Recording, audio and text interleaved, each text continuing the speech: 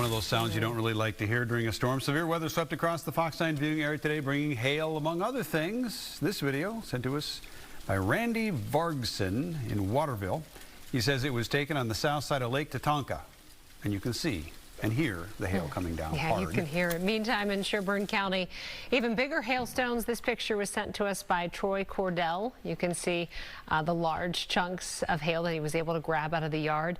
That area saw golf ball-sized hail. And in Palmer, hail measuring about a quarter in the palm of that person's hand. That's Finley Cook. And so, yeah, there's plenty of it. And then check out this picture from Angie Gretz in Owatonna.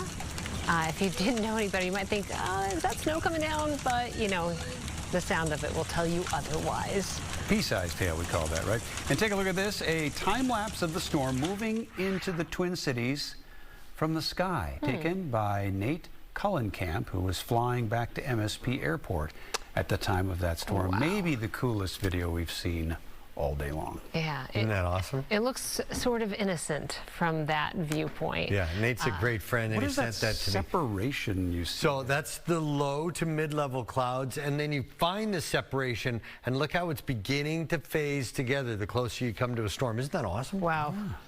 Yeah. I mean, there is no end to the extreme awesomeness of Mother Nature.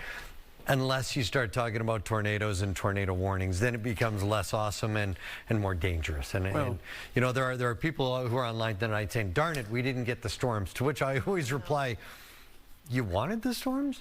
Yeah.